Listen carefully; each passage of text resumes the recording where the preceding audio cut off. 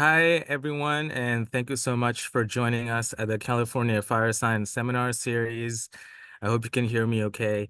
My name is Ajinkya Desai, and I am currently a PhD candidate at UC Irvine, working on Wildland fire-atmosphere interactions in Professor Tirtha Banerjee's group. I am a member of the student committee who assisted in planning this webinar series, and I'll be your host for today.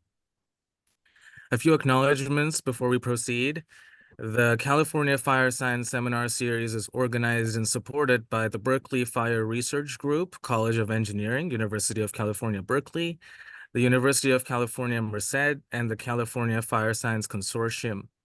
Before I introduce today's speaker, I just want to go over a few housekeeping items.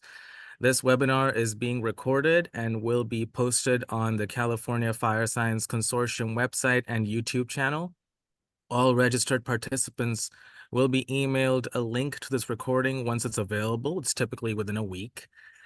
This email will also include a brief evaluation survey, which we hope that you will complete as it helps guide the development of these webinars in the future.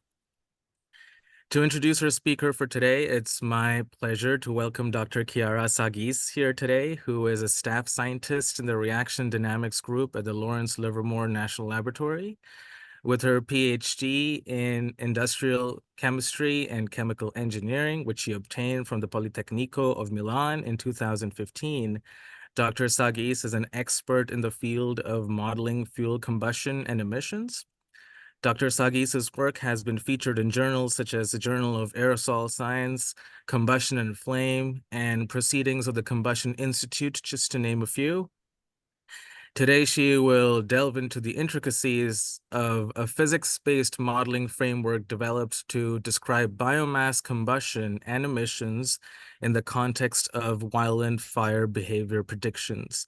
Following Dr. Sagis's presentation, there will be a Q&A session. Please feel free to add any questions you have to the Q&A chat throughout the presentation. And now, without further ado, please join me in welcoming Dr. Chiara Sagis. Thank you, Ajinkya. Thank you very much for the invitation and for the kind introduction. So yeah, let's start. And thank you everyone for joining the webinar. So today I will talk about how advancing basically the prediction of wildland fuel combustion through detailed kinetics. This work has been done in collaboration with also our colleague, so us from Lawrence Livermore, and then the colleagues in San Jose State. It's a part of it was funded through the LDRD program at the Lawrence Livermore National Lab, and it started around like a couple of years ago. So now I'm just showing you basically this result, the preliminary results of this work, collaboration work. So let me go.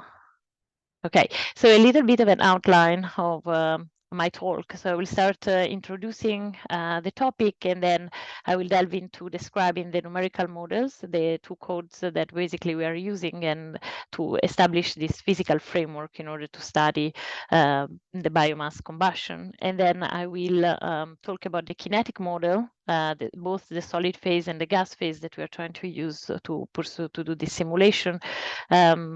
Then it will follow like some validation. So with the 0D experiments, so thermogravimetric experiments, in order to validate the kinetics and also to validate the codes, the fluid dynamics code that we are using. So single particle experiments till like calorimeter, more large scale kind of like experiments, calorimeter experiments. That permits us to validate our framework. And then I will talk about this the application of this framework and the data that are coming basically out from this simulation, how we can apply that to large scale wildfire model, in particular WRF-SFIRE. So just to introduce a little bit the topic that we all are familiar with. So wildfire affecting urban and wildland boundaries are becoming a common realities, especially here in California. Here there is, for example, a picture of the smoke produced by the wildfire back in 2020. So wildfires represented important environmental and health hazards, and understanding the fire rate of spread is important in order to provide decision support for wildfire operation. But also, for example, predicting smoke emissions will help to assess the health effects and then implement strategies to prevent exposure.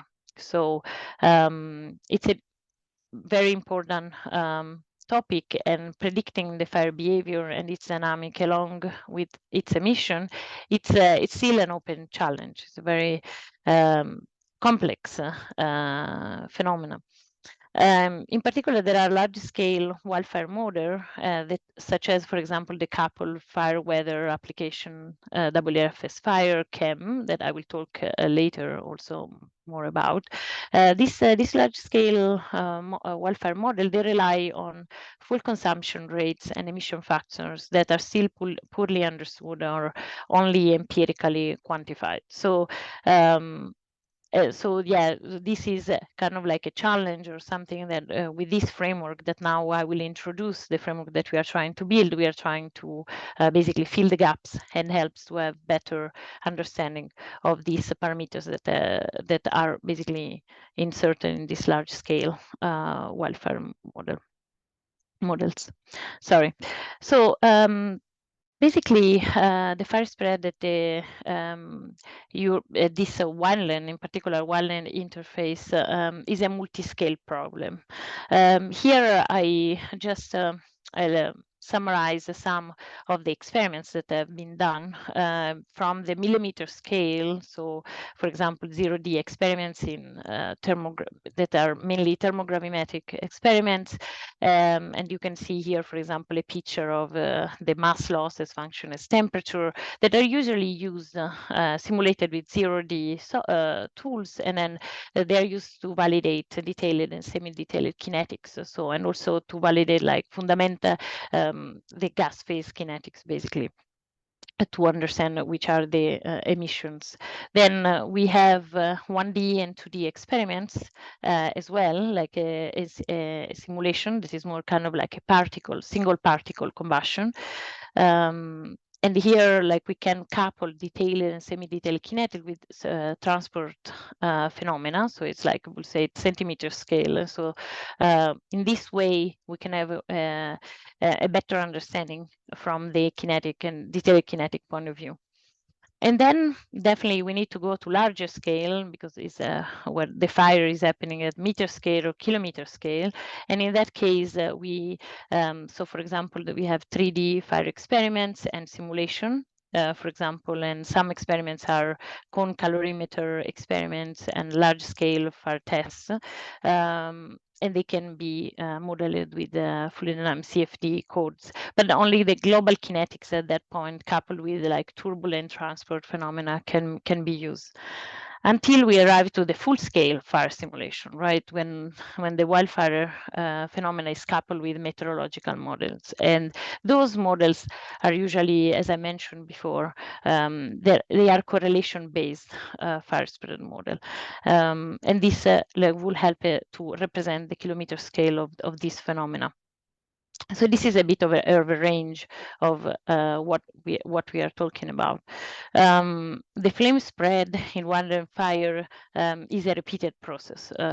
So from the scientific point of view, we have the heating of this biomass, and so that here on the right side you can see basically the mass loss as function as temperature, and then the first step is basically the drying. So the release of water first place, and then other volatiles that they permit gaseous volatiles that with the oxygen in the ambient that can create flames. And so and then during this flaming we have definitely pyrolysis, that is like the decomposition basically of the solid through to these volatiles. And then the remaining, also the formation of the char that can actually react with the oxygen. And so this is more kind of like consider more a heterogeneous combustion. Instead of the flaming is more homogeneous. I have another slide just to show a little bit like how this process happens. So the biomass is they will basically based on the oxygen and the temperature of the atmosphere is devolatilizing, and then here are some of the products, the volatiles that we can see from so pyrolysis product and also some tar that they can also create flame. So the flaming because they burn with the oxygen and they create a flame. So this is more responsible for the flaming condition. And during the pyrolysis, the biomass devolatilizes to form these products and also form char. The char then react with oxygen, as I mentioned. And then this is what we call smoldering. So the flaming and smoldering that in combustion will be char oxidation, so more heterogeneous combustion in this case, and then the flaming will be more homogeneous. So in the gas phase, so what is happening to the gas phase products that are coming from the decomposition of the biomass. So to tackle this problem, we have two basically code that we modified and developed in order to study what is going on. And one is a single region basically code that is a 3D code, and it solves only basically the solid phase. And we consider the solid as a porous solid, but we can account for particle shrinking in this case and the porosity increase while the combustion is happening, and then the pyrolysis or combustion. But gas solid interaction are not considered. So this code we usually use it in order to really understand how the importance of the shrinking while the biomass, because the volume is changing while this biomass is combusting, is reacting, and so we use it for that. Then another code that we have in house is a multi-region code. Is instead a 2D code and solves both the solid and gas phase. The solid is again as a porous solid, so we resolved gas and solid phase at the inside, and then outside we have the domain that is a gas domain. This code accounts for only for porosity increase that it's related to the mass loss, but not like the shrinking. So we don't have that capability for this code. But this code will help us in order to really study the gas-solid interaction processes. Regarding especially this code, the multi-region single particle model was initially used in the past for coal combustion. So we basically modified all the parameters and for consider in this case to consider the biomass, and also we added certain we modified the code in order to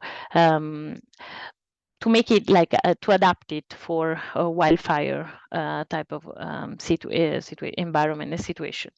So for fire problems, so we had this precious velocity coupling that was taken from a fire foam. So because it's a code that was written in open form, and so in order to consider buoyancy, especially when we model ignition, and then we also added an external radiative boundary condition, and this will help us especially in case when we impose a certain heating, and like for the calorimeter experiments, for example, that we need to impose an heating that is a radiative heating to the particle in order to heat the particle. So with this, we made these two modifications to the codes basically that we are using. And then how do we consider the biomass? So the biomass, so this the fuel basically, we consider basically its fundamental constituents. So we have this is for example lignin. So we have species that identify the different constituents. A lignin that can be rich in carbon, hydrogen, and oxygen. So we have this pseudo species, basically kind of like representative of the constituent of the biomass. Then we have the extractives, and we have some lumped species accounting for hydrophobic and hydrophilic extractives. definitely cellulose and hemicellulose, and we have different type of hemicellulose, meaning like this pseudo species for like hardwood and also softwood. So we basically create kind of like a surrogate, a chemical surrogate for this biomass in order to study its combustion and the emission. So the solid phase kinetics is basically, as I mentioned, those species, like we have 29 solid species that then undergoes different reaction, like pyrolysis reactions. So they basically decompose and forms different species. Volatiles, for example, that are represented here, some bio-oil, and you can see here different alcohols, organic acids. We have aldehyde, various aldehydes, and then pH, polycyclic aromatic hydrocarbons, and oxygenates with even more than 5 carbon atoms. So this is all the species that we can track in this model directly from the solid phase through they are basically formed through pyrolysis. These are pyrolysis reactions. And you can see here, and are based on the information on the experiments and information that we had from literature, and also the gases, biogases like methane, CO, CO2, hydrogen. So these are the main gases. We can also consider the biomass. So the composition of this biomass we can consider moisture. So that will be what that then it will be water vapor after we will have an evaporation, basically reaction. We can consider ashes and then definitely char. Our char is we consider like it's called biochar in the sense that char will be the carbon, and then we have some species, some still we call it metaplastic species because they are in a metaplastic phase basically, and so they basically represent the hydrogen and oxygen content that is still that is present in the char, in the biochar, before becoming complete carbon. And for the carbon, we have for char oxidation reaction that we consider representative of the smoldering case with oxygen and also gasification. So this is the solid phase kinetics that we are using with so pyrolysis and char oxidation. And then we need to think about how we can model the gas phase. So the gas phase that is coming, basically the gas phase I'm talking about mostly what is happening to this species, to the gases and all these volatiles.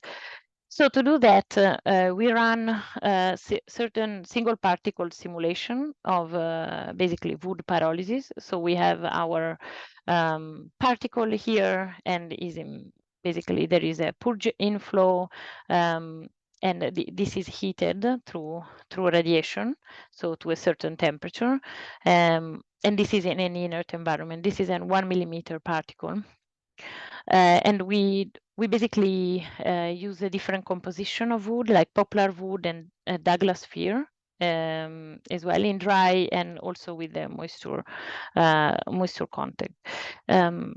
And then we basically, after the pyrolysis, we basically sample the mass flow of the volatiles at the surface.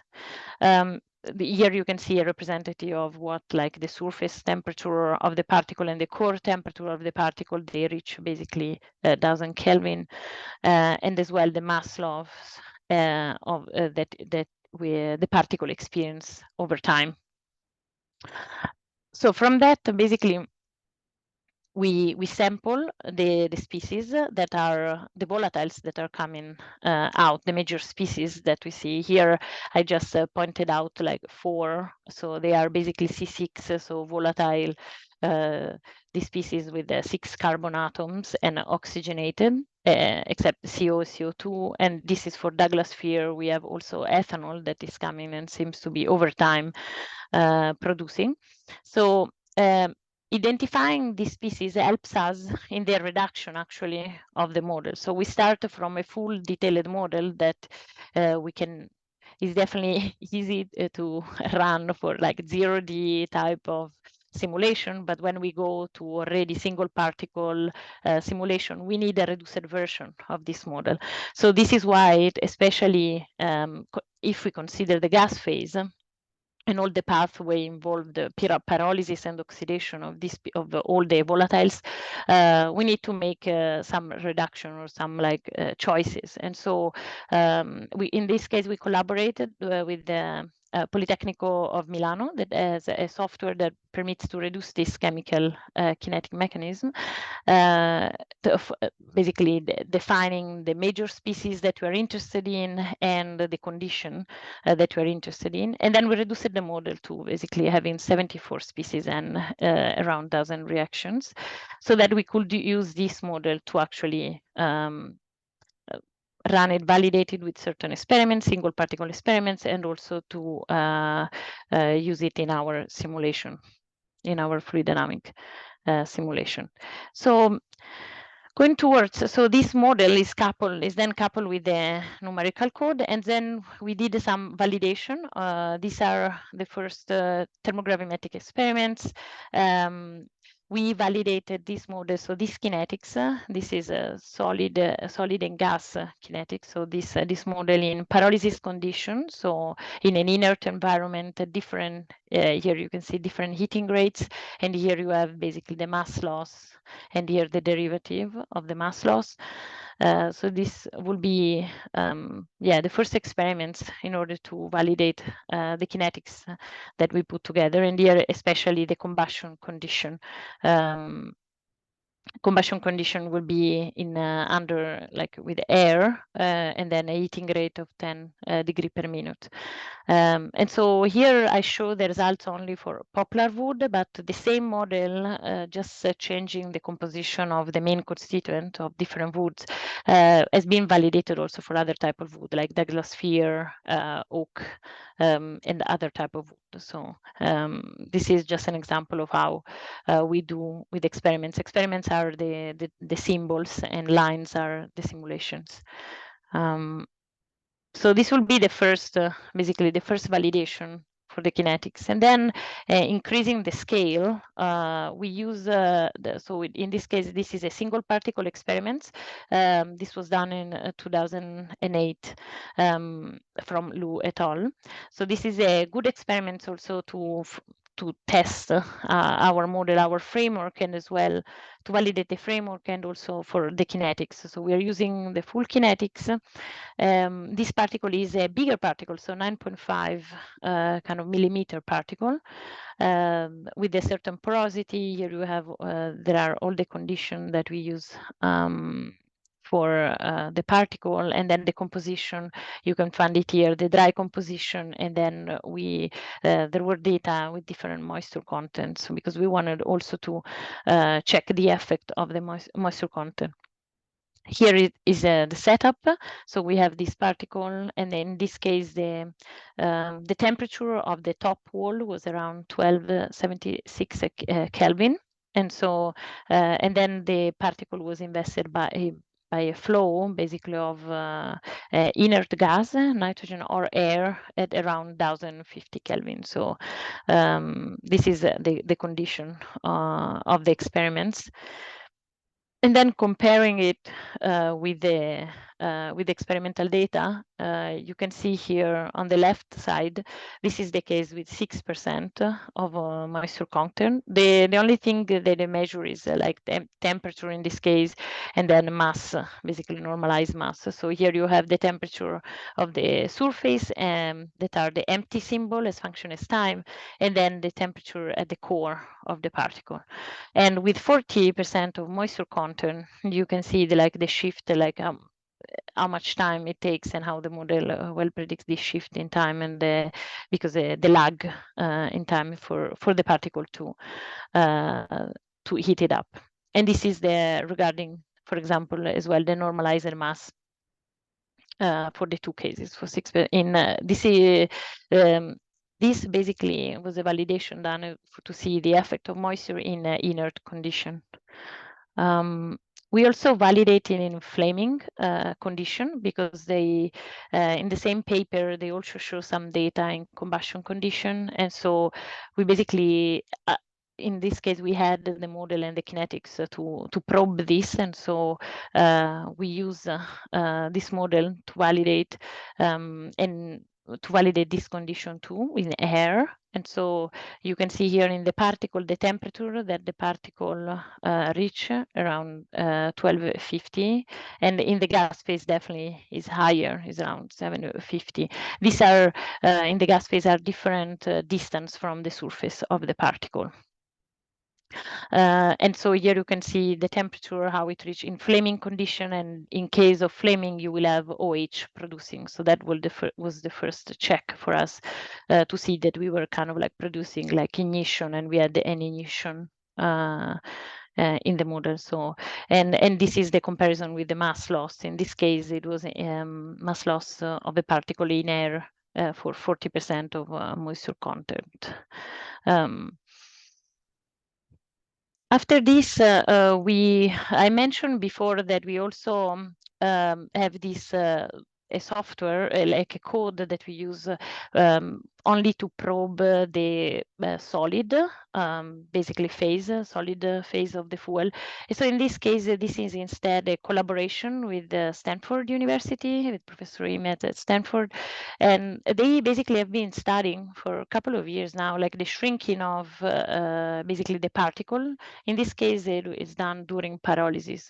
So we collaborated with them in order to try to model and see if our model that has a shrinking implemented in it, if we were able to catch what they were measuring. They are using the synchrotron micro CT in order to basically measure the shrinking of different type of wood chips, and then you can see here in this case oak, birch, walnut at 6.5 millimeters is their diameter of this particle, and basically they take different pictures of this shrinking. The shrinking, and also they can measure the porosity. So here you can see experiments is the red line with the solid symbol. Instead, the black one is the model. This is a sample mass over time. And this is, for example, a sample volume. This should be birch. Yeah, it will be birch, and this is the sample volume, how the model will predict the shrinking. And here as well, you can see like how on top are experiments, on bottom here the simulation, and you can see how this is the colors are referring to char. So how over time and how the particle reduce it. So this was a collaboration done in order to test the shrinking model that we had inside in pyrolysis condition. Going forward, these are more challenging experiments of a bigger particle. And this is instead a collaboration that we started with Professor Riker of University of Colorado Boulder. In this case, here you can see the device, basically the experiments that they set it up with the sample is a kind of like 10 centimeter sample. So we are trying to go towards even bigger sizes of particle in order to see also how the model behaves and how is the prediction with detailed in this case with detailed kinetics. Here we wanted the study that they were proposing was like always to study the effect of moisture, but in this case in the ignition of the particle. And so here you can see the data for 0.7%, 11% of moisture content. And this is, for example, the water mole fraction. They measure this species. This was one of the first experiments that we found that they not only measure temperature and mass loss, but also we have some data related to the species, right? And so this is, in this case, was water, and they measure with the laser spectroscopy. And so just to give you an idea, the boundary condition in this case was Douglas sphere. The dimension of the sample was around 12 centimeter. we imposed an external heat flux, and then these are basically the condition of experiments. So they were the purge airflow at around 0.03 meter per second, and here you can see our domain, basically the inlet of the flow, the sample, and then here we have entrainment, and the outlet will be on the top. We tested it for different moisture content, 0.7, 11, and 43%. Yeah, so these are the conditions basically of our simulation. This is the temperature that represent the heating basically of the top of this sample, and then we compared basically this with experiments, right? So these are the symbols, and then the lines are our simulation at different moisture contents, and you can see the surface temperature. The surface temperature of the particle is in so you can see it's higher if the particle is dry, and then definitely if the more moisture is the heating, it takes more time, and so it's lower. And you can see here we compare the mass flux coming out from the particle, and as well here the mass loss. This is really preliminary results. We are still running. This is in done 80 seconds, and then we expect like ignition after this. So we are, but it's nice that we can compare, with experiments and see how we do. This is in flaming condition, and then I wanted to basically tell you like the future of this. So when we developed this framework that is a physics-based framework with these codes and the kinetics, and then we were thinking that maybe we can use all this data from the simulation for informing large-scale wildfire model. And this is a work that we started talking about with Professor Konchansky at San Jose State University.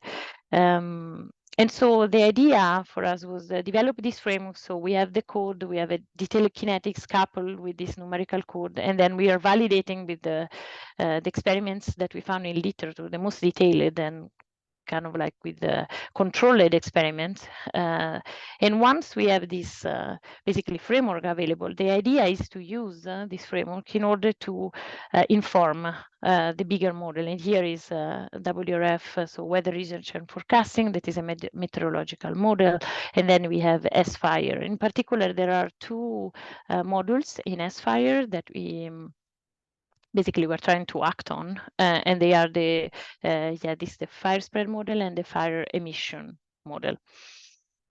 In this, so the current inputs of this of the SFIRE, basic, for example, for fuel burning rates, is taken from the burn-up model, that is, and so it's basically imposing a fuel consumption rate for different fuel classes that is kind of like as an exponential trend. And so the future inputs, what we would like to do, and what I will show preliminary results of today, it's basically trying to change it and use a multi-layer kind of model. So multi-layer means that every fuel class will have one fuel consumption curve specifically to that fuel class. And this consumption can consider both pyrolysis and smoldering conditions, so even char oxidation. So we started implementing this, and so this will be the first results that I will show you today. Instead, regarding the emission factors, this will be future works, but that's that basically similar idea. Instead of having static emission factors that are now what is in basically imposed in the SFIRE and in this large scale model that are empirically estimated, and but there is no basically information and difference between a flaming condition or smoldering condition. The idea is to get the dynamic profiles of this emission through this simulation, including, for example, smoldering emissions, to have a better understanding of the difference between the two regimes. So starting from the multi-layer, so description of the fuel. So this is, for example, on the right side, there is the Anderson table. So that identifies basically the fuel classes that are considered inside SFIRE. And so you can see, so there are 13. There are grass type, grass and grass dominated, chaparral and shrub, timber and slush. So, and they, every class has a different quantities of like 1 hour fuel, 10-hour fuel. So the fuel loading is expressed here in terms of like the lag in order, so 1 hour to burn basically. So smaller, kind of like smaller particle than we have. And in fact, here you can see the size that we are talking about. So 1 hour fuel is particle that are smaller than a 1/4 inch. Then you have 10-hour fuel smaller than an inch, and then 100-hour fuel between 1 and 3 inch, and then 1,000-hour fuel so is basically bigger than 3 inch. Here, so this is basically how the fuel load is distributed for each fuel class. And they also have the same, so this is the loading in considering the size, and there is also the same dependencies with the moisture, especially moisture content. The current method that they use for fuel consumption is like 1 layer, so with the exponential decay, and you can see here, this is emission, but can be the fuel consumption is the same, they are related. And then the new methods will allow us to use like for like different, like for different fuel, different sizes, we will use different fuel consumption. The first step will be fitting basically an exponential decay time for each size class based on the detailed model data that we provided through our framework. And the step 2 instead will be basically using actually the direct non-exponential profile in SFIRE directly. So this is where we are headed. These are the configuration that we are using now to provide the data for this implementation in SFIRE. So this is a configuration that I showed you before. It's very similar to that of Blue, of that the experiments, Blue experiments 2008. So there is this particle, but in this case, we see a different.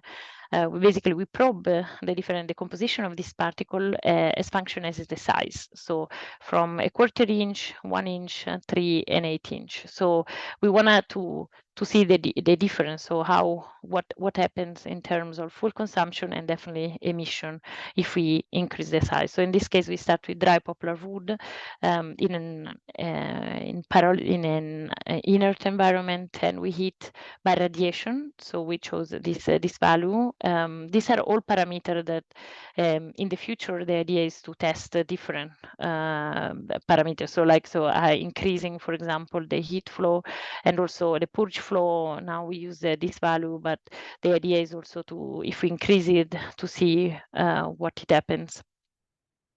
But for now, we are focusing on the size parameter. And here you can see the fuel consumption profile that we obtain for the 1/4 inch, 1 inch, 3 inch, and 8 inch particle as function as time.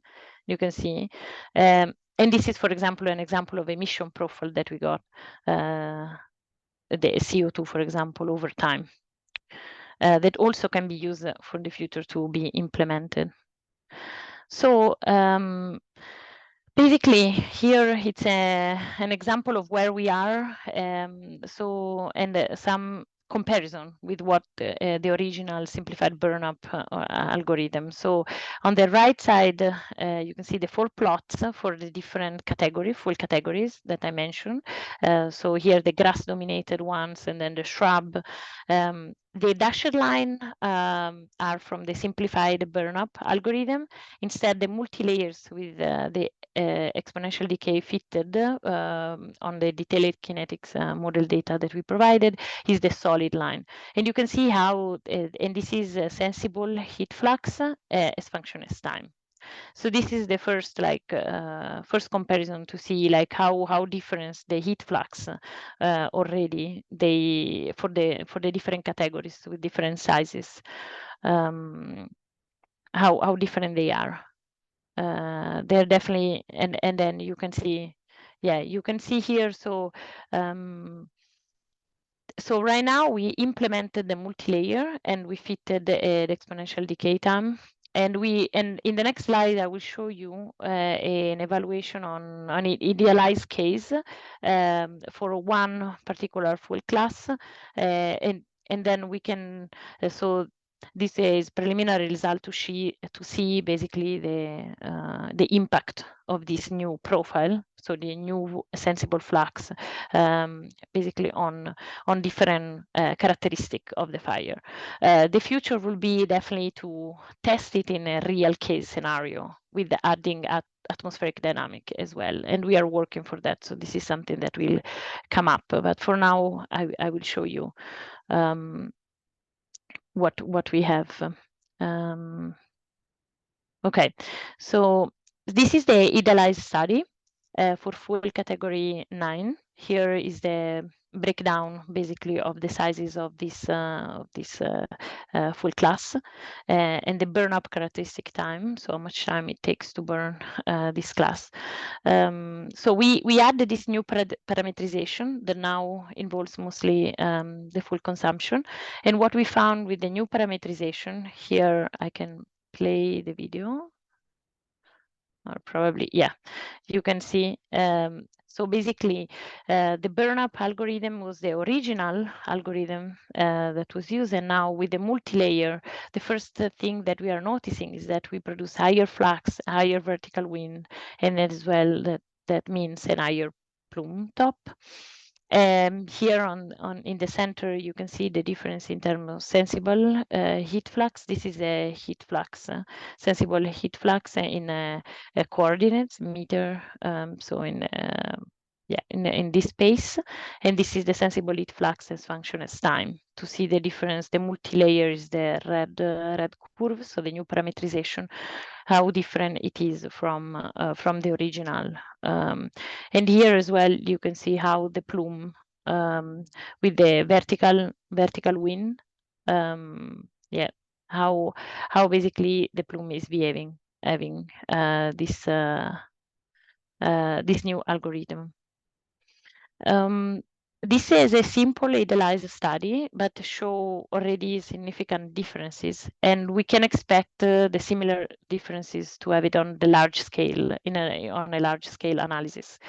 This is only for fuel consumption, like fuel consumption parameters, but they are affecting the heat flux, and at the same time, we expect that they have also an effect on emissions as well, because the emissions then they depend on the heat flux. So yeah, so like summarizing and describing a little bit what we plan to do in the future.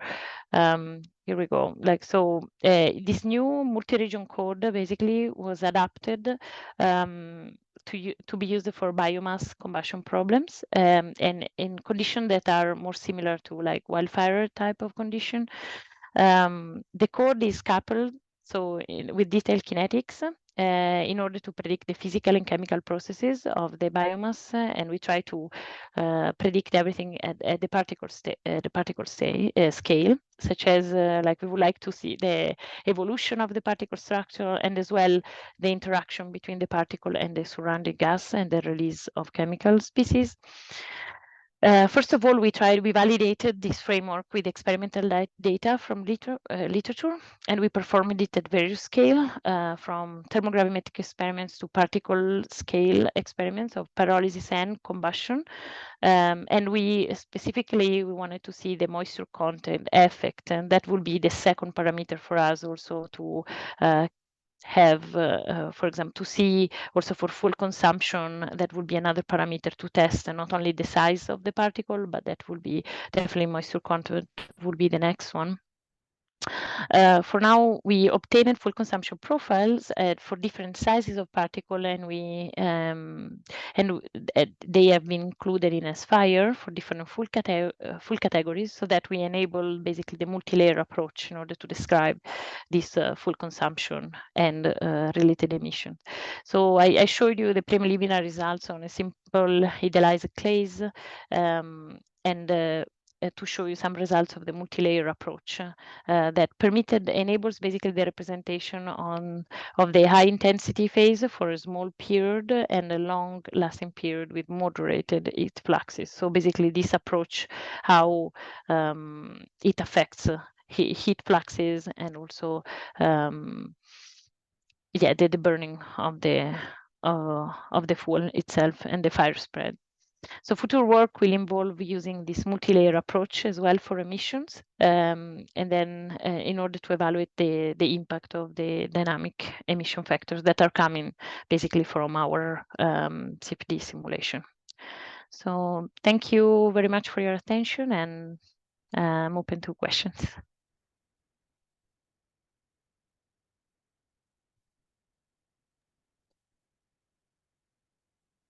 Thank you so much, Dr. Sagis, for that illuminating and detailed presentation. We want to now open it up for Q&A. Due to the high time constraints and high attendance, we ask that all questions be submitted through the Q&A chat. If we are unable to get to all the questions, we will forward additional questions to Dr. Sagis and send the answers in the follow-up email.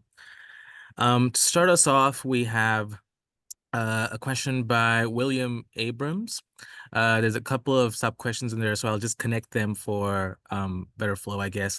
How might this research inform public health and safety studies in the face of increases in wildfires and wildfire-related exposures within our communities?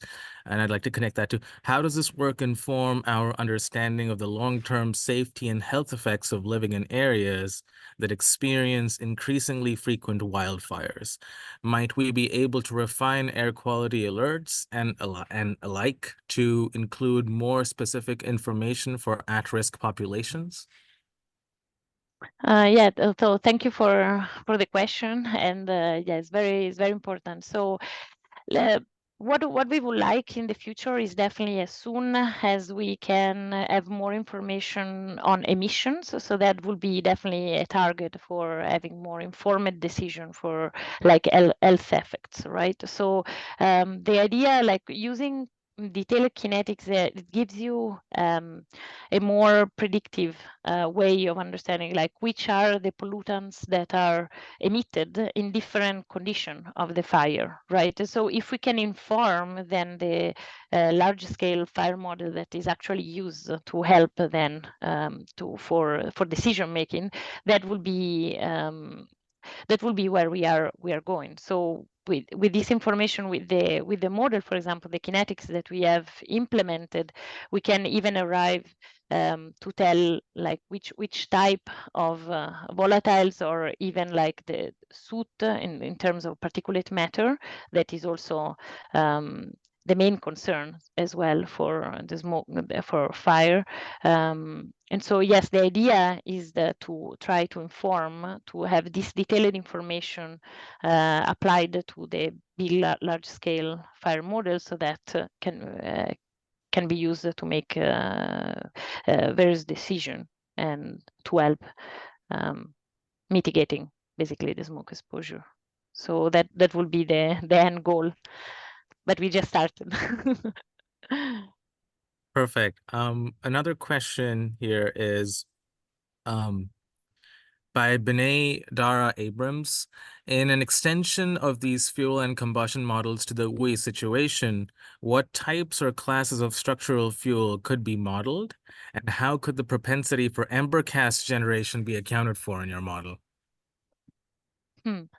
Interesting, very interesting question. And yeah, we have been thinking about that too, because for biomass, we had already a framework, like we had already data available, and we have been working on creating like a kind of like this lumped model has been done in the previous like years. We are trying to move forward also to more urban-like materials, like for example plastic or plywood. Those are already, like, we have already models from solid phase, so lumped phase model, and then gas phase kinetics, like that we can use already for basically targeting those type of materials. So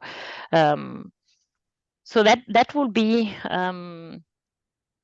what we see as well in the future. We started with the biomass just as a benchmark case, because also there are more data, more experiments available for us for validation. But definitely the future will be moving towards other solid material, more urban-like. And for certain things already we have already modeled at our disposal, if in kinetic-wise, if we want to proceed evaluating that. Regarding embers, I don't know, this simulation are single particle simulation, so we are still like with the fluid and with the modeling framework that we are using is actually we can vary the size basically of the particle, but I'm not sure how at least for now at this stage how we can address that. So it requires more thought, I think. Okay, the next question is by Yep. Alicia Guerrero. How long does this model take to run, and when can we see it be implemented? Like the model, basically the fluid dynamic simulation that we're running, it takes more time the bigger the particle. So if we're talking about an 8-inch particle, that in that case it can be, the fluid dynamic simulation can be of an order of days. So that's where having more even capability, already using like different CPUs and different this helps. So we are, and also reducing definitely the when I talked about the gas phase, reducing the gas phase like to 74 species, that we have models that are even more reduced in terms of species that permits us to run it faster. So that will be later the two basically strategies that we would like to use, like so reducing the kinetics and also and then the wildfire, the SFIRE model, then it's a different model, right? So that will be it will be separate, like in terms of like, but for the fluid dynamic simulation, it takes, for the bigger the particle and the more species you use, it takes like around days to have a solution. Got it. The next question is by Bob Yokelson.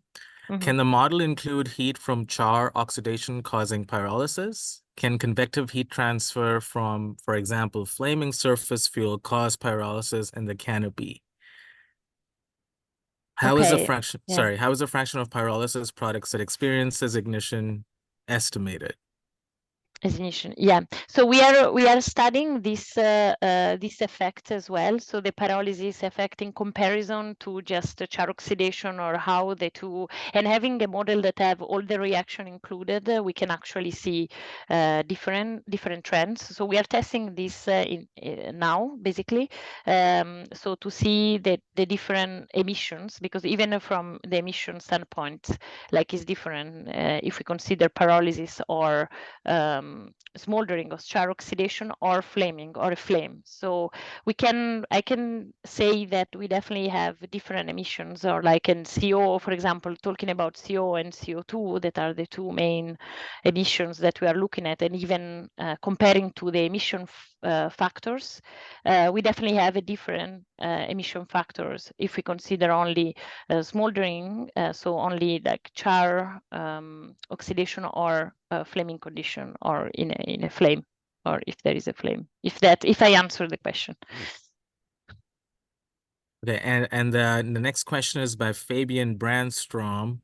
Thank you for your presentation. It's not completely clear how you derive the kinetic parameters for all reactions in the solid phase. Do you apply inverse modeling approach? how important are these many reactions when it comes to the huge uncertainties in shape and distribution of fuel in an intermediate scale wildfire? Yeah, I agree. That's very important question. So like how the model, so the solid phase model, how it was derived, and the kinetic parameter that we derived for this lumped reaction are mainly validated, were validated for with experiments at our disposal. So like at that time, so like thermogravimetric experiments. So it was mostly mass loss and yeah, the temperature of what was experienced by the particle, the temperature, but also like when there were some data that were in which they were measuring released volatiles like species, and so in that case we also this model was validated with that. So it's kind of like we decided to use those kinetic parameters and then validated with what with the experiments that were available for different routes.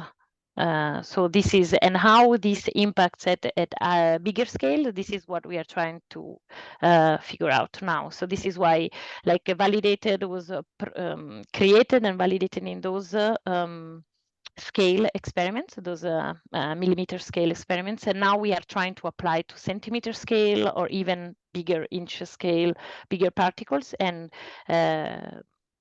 yeah, the more data we have at our disposal, the better, right? Like so we can actually see if those parameters are correct. There are more data that are coming out right now because there is better diagnostic in these days on speciation in even in thermogravimetric experiments. They connect with the basically gas a mass spectrometer or FTIR, and then we have measurements over time of the species, and so we use that to tune as well these parameters, so to validate the model and see if we are using the right kinetic parameter as well. So yeah, the more data that we get from experiments, the better in that case. Perfect. Thank you so much. As we wrap up today's presentation, I want to thank everyone for joining us and give a special thanks to Dr. Sagiz for her edifying presentation. We're currently in the process of scheduling a bonus webinar. More information about the webinar will be shared soon, so please keep an eye out for that. And before we sign off, just one final announcement. Please keep an eye out for the webinar evaluation that will be emailed out this week. So thank you, everyone, once again, and we look forward to seeing you in our future sessions. And with that, have a great day. Thank you.